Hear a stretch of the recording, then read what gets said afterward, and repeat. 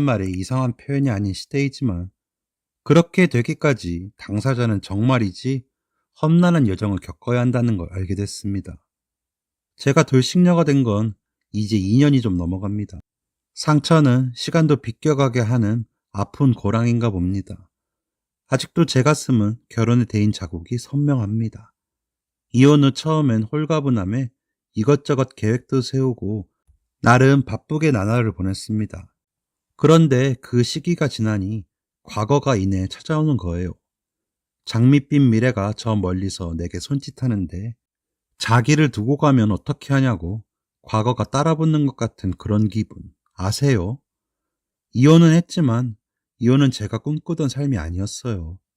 그러니 무슨 미련이 남았다고 제가 과거를 돌아보겠어요? 그런데도 그 과거를 꼭 한 번은 마주하고 달래어 이젠 잘 보내야겠더라고요. 그래서 오늘 이 자리를 빌어 제 과거를 보내고자 합니다. 제게도 남편이 생긴 건 지금으로부터 5년 전이었어요. 그리고 제 결혼 생활은 불과 3년을 넘기지 못했죠. 지금 보면 고작 3년의 시간이었던 것을 마치 30년 동안 고장난 롤러코스터를 타다 가까스로 내린 기분입니다. 남편과는 경기도에 있는 한 동네에서 쭉 같이 자란 친구 사이였습니다. 우린 초중고 대학까지 서로가 어떻게 크고 성장했는지를 다 봐왔죠. 그렇다고 요즘 말로 절친처럼 만나고 그런 친한 사이는 아니었어요. 공식적으로 보면 대면 인사나 하는 사이였달까요? 대신에 오가면서 머리 잘랐네. 좀 괜찮은데. 쟤는 저런 옷을 좋아하는구나. 색깔 은근 잘 받아. 세상에 저런 여자애가 취향이야? 진짜 안 어울려. 한 동네에서 자라다 보니까 걔가 어떻게 변하고 어떤 상태인지가 늘 제 눈에 들어왔던 것 같아요. 그러다 왜 그런 거 있잖아요. 어느 날 타이밍이 되면 연애란 걸 하게 되고 그 끝에 결혼까지 이르는 그런 사이요.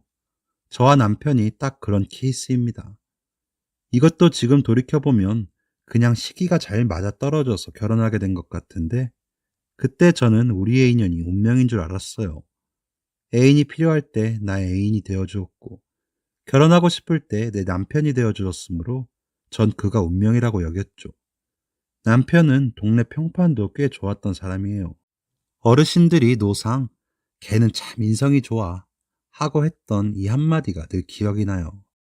인성 좋은 그 남자에게 제가 반한 결정적인 모습은 항상 행동으로 보여주는 추진력이었답니다. 데이트할 때도 대부분은 자기가 모든 코스를 짜고 메뉴도 자신이 고르는 등 제 손 하나 까딱하지 않게 했죠. 그건 독선 아니냐고요? 그렇게 볼 수도 있는데 제가 그를 많이 사랑했었나 봐요. 남들에겐 달리 보이는 점이 제게는 저 남자를 왜 사랑해?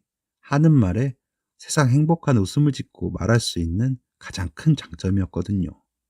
행동파 남자를 사랑한 저는 결혼도 그 남자의 추진력에 부욱 밀려 친구에서 연인으로 발전한 지 불과 3개월 만에 하게 되었습니다. 뭐가 그리 급하다고 상견례하고 보름 만에 식을 올렸다니까요.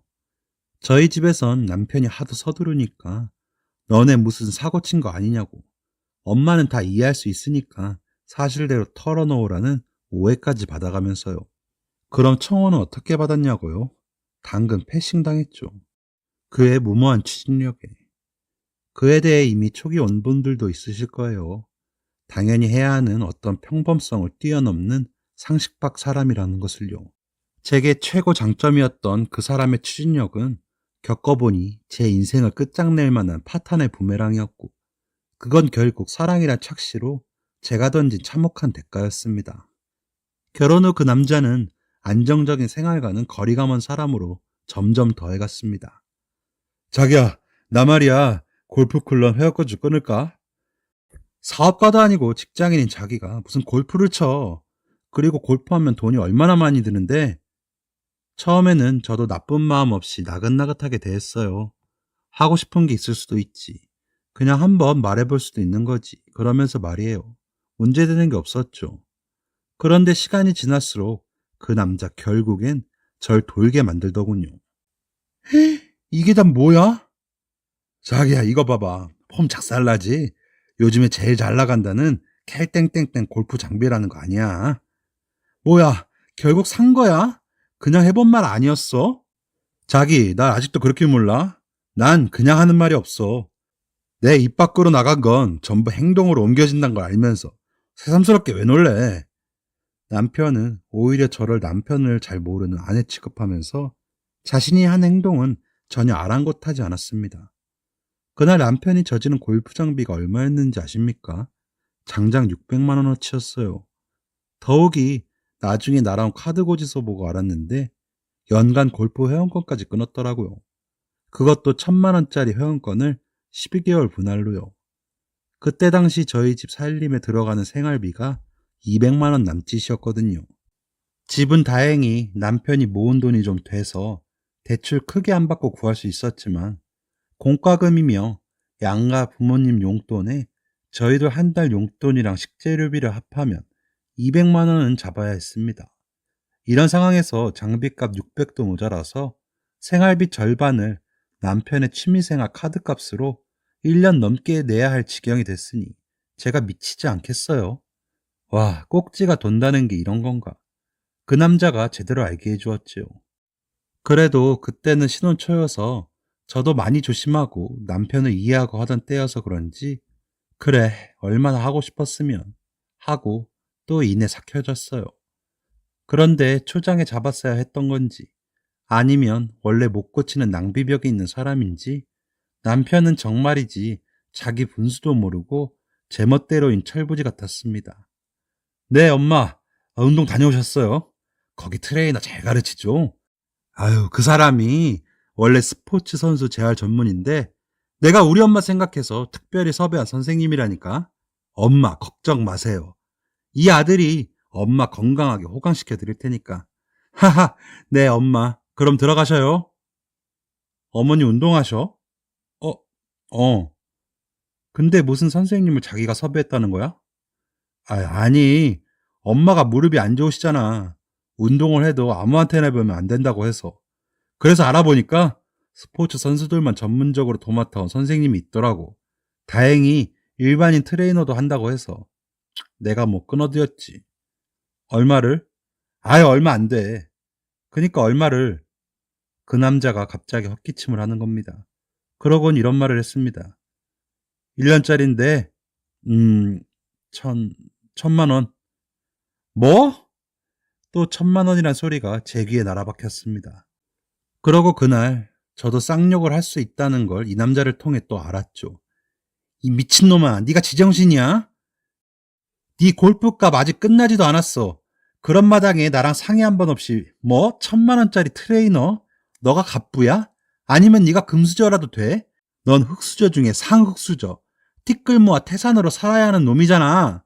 너 내가 살림 잘해주고 너한테 돈 갖고 징징대는 소리 한 번 안 하니까 우리 집이 돈 많은 줄 착각하는 거야 지금? 아니면 나 몰래 뭐 꽁쳐놓은 돈이라도 있는 거야. 뭐 막 그래서 이렇게 무개념으로 돈을 싸지르는 거냐고. 어디서 그런 치열함이 일거에 폭발됐는지. 맞아요. 그때 저 무지 치열했습니다. 그런데 저와는 달리 그 남자 저를 빤히 쳐다보더니 넌 너네 엄마가 아파도 1000만 원 아까울 거냐? 이러고 방으로 쏙 들어가 버리는 겁니다. 늘 이런 식이었어요.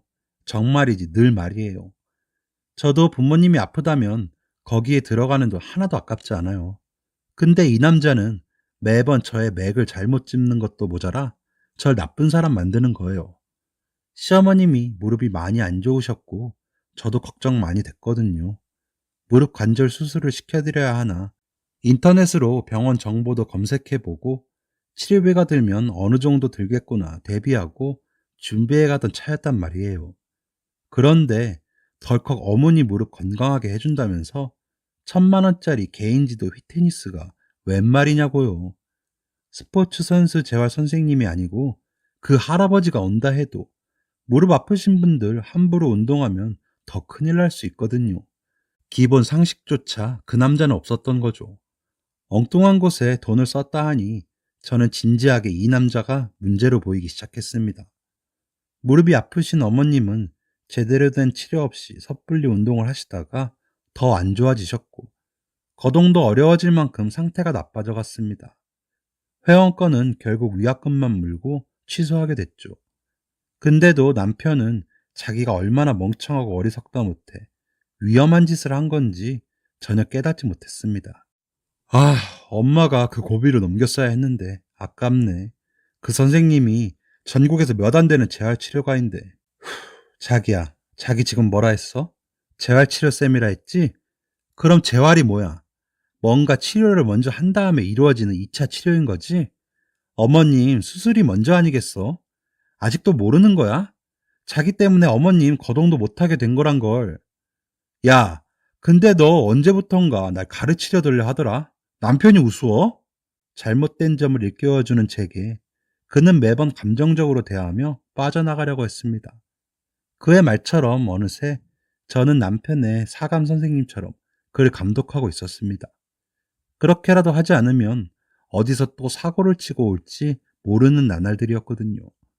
독단적으로 모든 걸 결정하고 뒷수습은 몽땅 제가 하게 되는 남편과의 삶이 저는 점점 버거워지고 화가 났습니다. 어머니 사건도 그래요. 혼자 사시던 어머닌 거동이 더 안 좋아지면서 저희와 살게 되셨고 그 보살핌의 몫은 모두 제게로 돌아왔죠. 남편이 벌려놓은 카드값만 수천만 원이었고 맞벌이를 하면서 제 유일한 호사였던 커피값을 줄이고 웬만한 가까운 거리는 걸어다니고 먹고 싶고 입고 싶은 것들 모두 절제해가며 생활했습니다. 저만 그렇게 했어요. 처음에 그럴 수도 있지로 넘어간 저를 탓하며 그렇게 제 생활은 한없이 무겁게 침몰해 갔습니다. 남자가 사고를 치면 그 뒷감당은 모두 아내 몫이라는 걸 이제는 여실히 알아요. 그렇게 무겁게 종일을 일하다가 퇴근 후 돌아오면 집은 고물상이 되어 있었습니다. 걸음이 가능해지자 이번엔 어머님이 온 동네를 다니시면서 쓸만한 것들은 죄다 집으로 가져오시는 거였어요. 필요도 없는 물건 어디 쓸 데가 있겠지 하면서 안 되면 나중에 되팔면 된다고 하면서 말이에요. 집안 한가득 쌓인 물건이 마치 제 마음에 가득 찬 분노와 슬픔 같았습니다. 그럴 때마다 친정엄마가 한 말을 떠올렸어요. 나쁜 것도 지금 흘러가는 중이란다. 모든 건 다 지나가는 법이야. 내 힘든 이 생활도 어디쯤으로 흘러가는 중인 거겠지 하며 마음을 다잡고 했습니다. 그렇지만 당장에 쪼들려가는 살림은 직면한 현실이었고 어머니를 모시고 살게 되다 보니 남편 회사에 저까지 점심 식대를 아껴야 가까스로 한 달을 셋이 버틸 수 있겠더라고요. 그래서 5일에 3일은 도시락을 싸서 다니기 시작했습니다. 물론 남편에게도 도시락으로 챙겨줬죠. 그랬더니 그게 또 화근이 될 줄은 꿈에도 몰랐습니다. 있잖아, 여보. 자기 손맛이 예산일이 아닌 것 같아.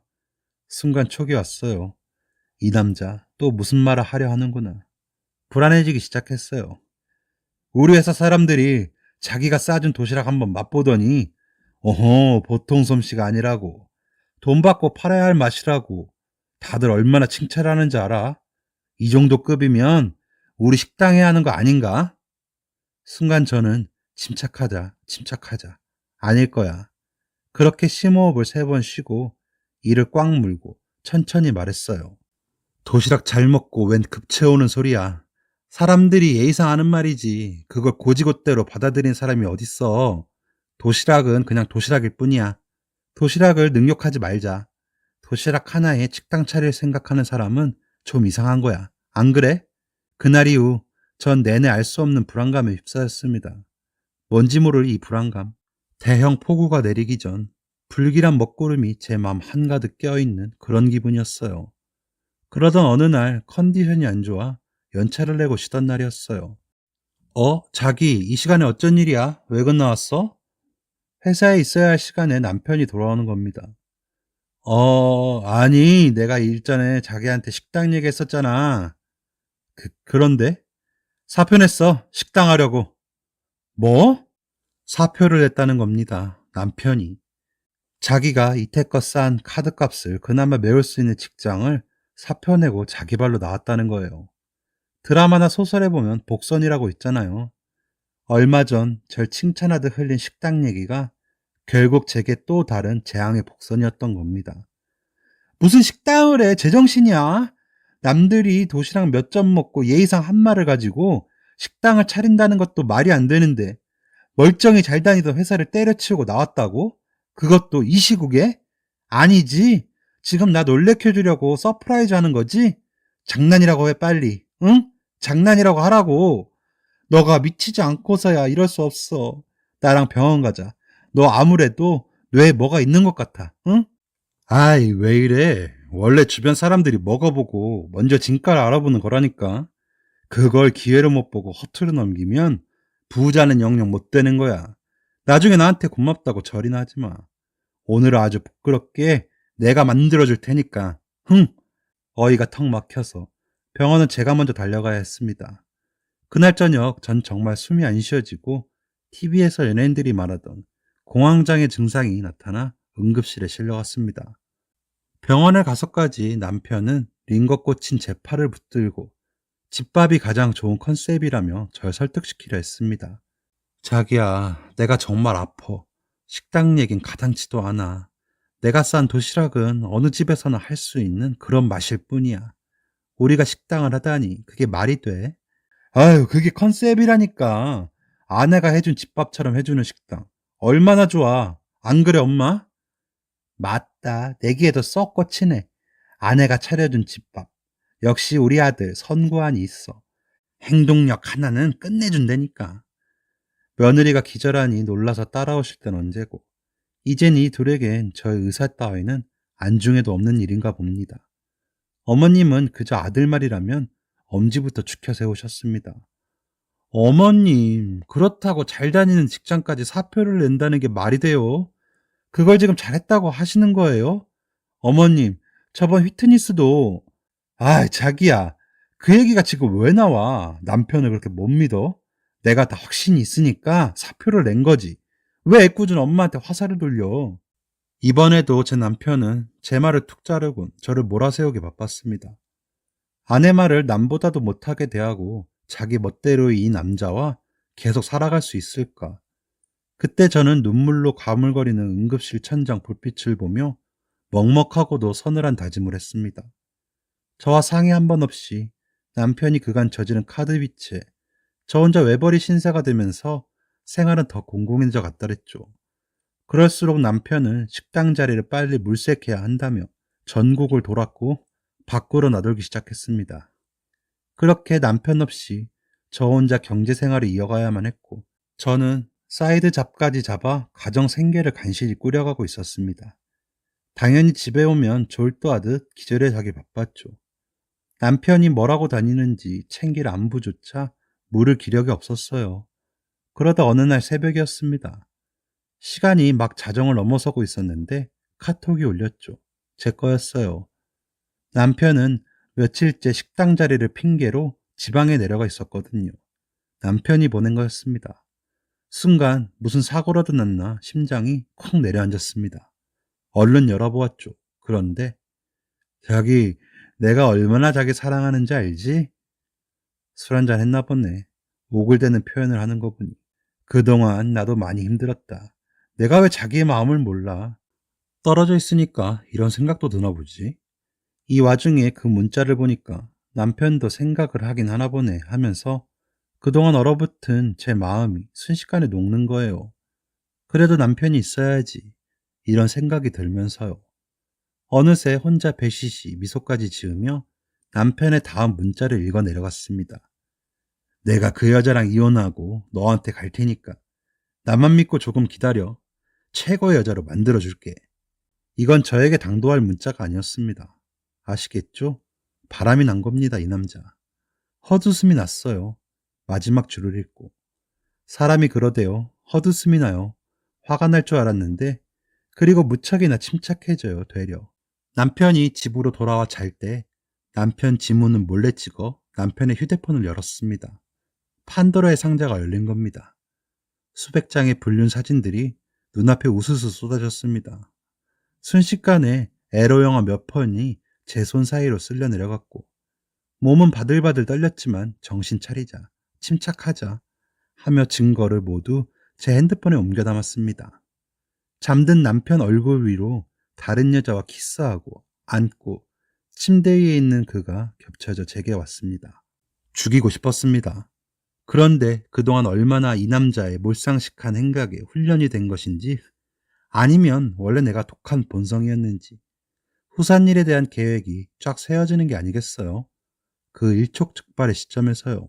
다음 날 변호사 사무실로 바로 달려가 제가 모은 증거들로 저는 이혼 소송을 걸었고, 지금 사는 집과 위자료 3천만 원을 받고 그 남자와 갈라섰습니다. 불륜에 비해 위자료가 너무 적은 거 아니냐고요? 더 받으려고 해야 그 사람 빚밖에 없었어요. 남편은 곧 죽어도 여자는 있어야 한다는 듯이 저와 이혼 후 바로 그 여자와 재혼했죠. 근데 불륜 상대가 누구였는지 아세요?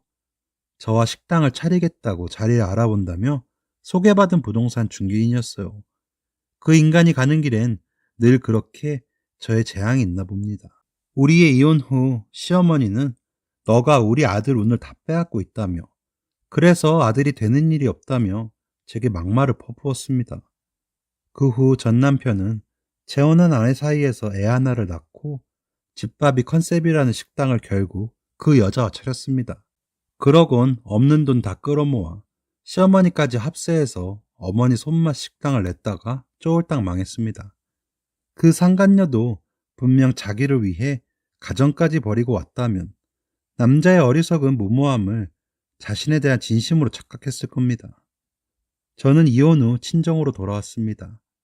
제게 내가 없었으니까 내 마음만 고쳐먹으면 얼마든지 새 인생 시작할 수 있었던 시점이죠.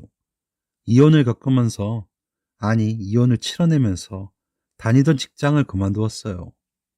아무래도 제 심신이 거기까지는 지탱을 못하겠었는지 응급실에 한번 실려갔다 온 뒤론 공황장애가 심각해져서 쉬어야 하는 몸이 됐거든요. 그렇게 앞으로 뭘 하며 살아갈까 싶을 때 갑자기 남편이 했던 헛소리, 손맛 좋으니 식당을 내자는 얘기가 떠오르는 거예요. 고개를 도리도리 하면서도 삶이 참 묘하게 그 생각에 점점 빠져드는 거 있죠. 위자료와 있는 돈 좀 보태서 식당을 내야겠다 생각이 들었습니다. 인생 참 알다가도 모르겠어요. 그때 우주의 운이 제게로 향하기로 한 건지 때마침 우연히 산 로또가 2등에 당첨이 됐고 돈이 더 보태지니 제법 근사한 식당을 얻을 수 있었어요. 대출도 없이 시작했으니 망해도 괜찮다는 가벼운 마음으로 열었습니다.